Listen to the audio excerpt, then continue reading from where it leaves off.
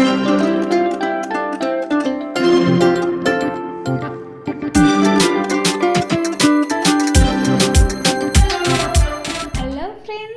Jagannath welcome back to my channel. आज आम बना जाए सुजी रे तैयारी पोड़पिठा जोटा कि आम जंती की करवा। तो यहाँ बहुत ही सॉफ्ट आउ टेस्टी होता है। तो आप निश्चिंत ट्राए करूँ एथर रजरे। तो यहाँ रज स्पेशल सुजी पोड़पिठा तापाई गोटे पैन रे आम 4 कप पानी ऐड करदे।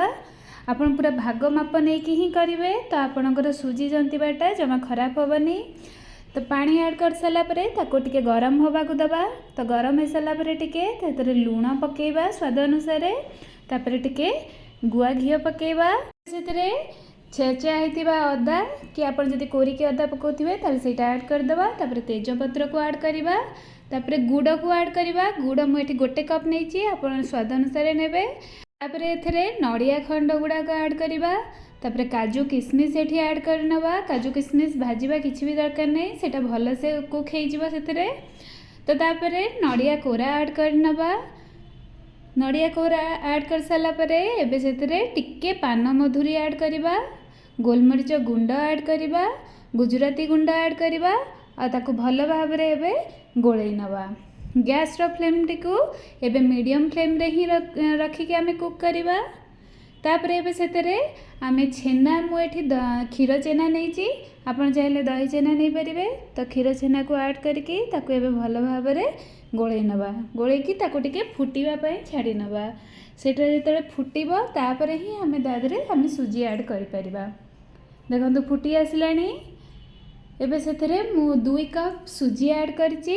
आउ छोट छोट सुजी ही नेबे मोटा सुजी नेबेनी। तो जेते छोट सुजी नेबे सेते आपणकर डफटा भल से रेडी हम।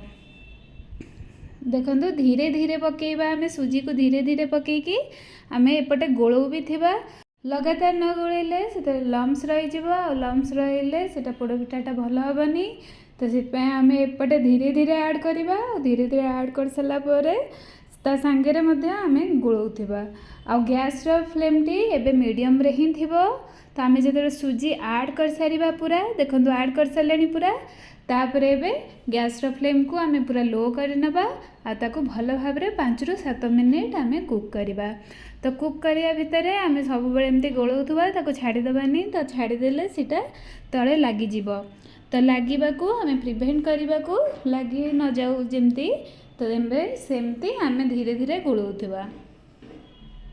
रज स्पेशल पई मो चैनल रे क्षीर आंब और आपुल रो मध्य 3टा टाइप रो पोड़पिठा मु करिची।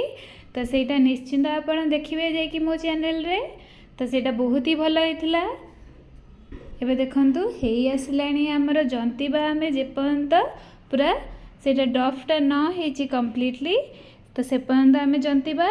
धीरे धीरे हमर डफटी हेई आसलानी पूरा। एबे 5 ରୁ 7 मिनिट आमे ताकू जंती देले। एबे ताकू गैस को ऑफ करके ताकू काढ़ी ठंडा कर नवा। टिके पूरा ठंडा करबा दरकार नहीं मीडियम ठंडा करबा।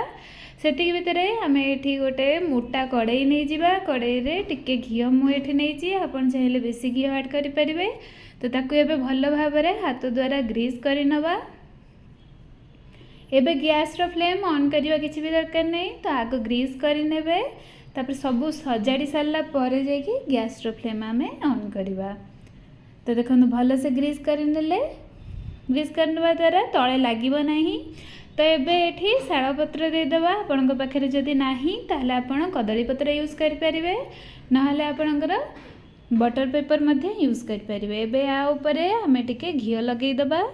तो घी को भल भाव में लगेदेवा। मुझे कम घी यूज करुँची आउ थे कहीदे मुझे कम घी यूज करुँची आपन चाहिए बेसी घी यूज करें। तापर ये किशमिश आ नड़िया खंड को ऐड करनबा। टिके छाड़ी छाड़ी ऐड करनबा नड़िया खंड गुड़िक। तापर एबे आमे जो सुजीर डफ बनईथिले ताकू एबे ऐड करनबा। एबे सेतरे पानी हाथ हेकी आमे ताकू भल से ताकू गोल सेप रो करनबा। देखंतु एई भली भाबे चापिकी ताकू गोल सेप रे करनबा। धीरे धीरे करबा। सुजी पोड़पिठा बहुत ही इजीली आमे बनै परिबा। तो सेति पई आपण निश्चिंत ट्राई करंतु। एटा बहुत ही इजी आउ टेस्टी मध्य ही थाए। एबे हेई साला परे सेप तार एबे ताको डेकोरेट करनबा। मु एठी खाली नड़िया पीस आउ किसमिस द्वारा ताको डेकोरेट कर दूची। तो आपण चाहिए आपण अनुसार चेरी आउ जदि काजू फाजू पकईकी ताको भलसे आपण डेकोरेट करें। डेकोरेट करके ताको टिके एमती थापी देबे। थापी देवा द्वारा सेटा जंती बाहरिबनी ता भितर सेटा सेमती स्टिक हेकी रहिबो। देखो ना आम डेकोरेट कर सारा पर ताको पुणी एबे शाल पत्र द्वारा ताको कवर कर नवा। आपन जे चाहिए ता ऊपर मध्य जेतले आमे पोड़ पिठाटी कर सारे जो ता ऊपर डेकोरेट कला ऊपर तापर घी मध्य ऐड करि परिबे। मु घी ऐड कलिनी ताको स्किप कर देली। तो घी ऐड करिया किसी दरकार भी नहीं। ताको लो फ्लेम रे पूरा 40 रु 45 मिनिट पर्यंत कुक करबा। 40 रु 50 मिनिट हे गलानी। तो एबे 40 रु 50 मिनिट परे आमे ताको कवर बाहर करि नबा। तार जो पत्र थिला ताको भी मध्य बाहर करि नबा। तापर एबे गोटे धारुआ छुरी द्वारा आमे ताको टेस्ट करवा जे एटा सिझी कि नहीं। तो आमे सेतरे टेस्ट कले देखंतु पूरा क्लीन बाहरला। तामाने सेटा भितरु पूरा सिझी जाइछि। तो आमर पोड़ पिठाटी रेडी हो जाइछि। आपन चाहिले एमती सर्व करि परिबे किंतु आपन जे चाहिए ताको उल्टेकी एबे मु उल्टेकी ताको पुणी सेट करके देखंतु कड़ाई रे ता तळ पटटा मध्य पोड़ीबे। तो ता तळ सेट कर देकी ता तळ पटटा आमे पोड़ी दबा। तो ताको पुणी एमती कवर करि नबा। तो कवर कर सारिकी ताको पूरा लो फ्लेम रे 20 रु 25 मिनिट आपण पोड़ी देबे। जदि बेसी पोड़िया को चाहूछै ताले बेसी टाइम टिके रखिबे। तापरे आपनकर पोड़ पिठाटी रेडी हो जिवो। आपन चाहिए एथरे आउ मध्य घी ऐड करके ताको पोड़ी परिबे। एबे देखन 20 रु 25 मिनिट पोड़ साला परे रेडी हो गलानी हमर पोड़ पिठा। एबे ताको कवर बाहर करि नबा आ ताको टिके ठंडा होवा पई छाड़ी नबा। आपन गरम गरम ताको काटिबेनी। तो ताको टिके ठंडा होवा को छाड़ी नेबे। तापरे ताको कट करिवे। देखो साइड रू पूरा देखा होची जे तळ पटरू टिके पोड़ी जाईची। तो रेडी हो गलानी हमर। एबे देखो ठंडा हो गला परे ताको एबे काढी नबा। देखो केते सुंदर कलर आछी।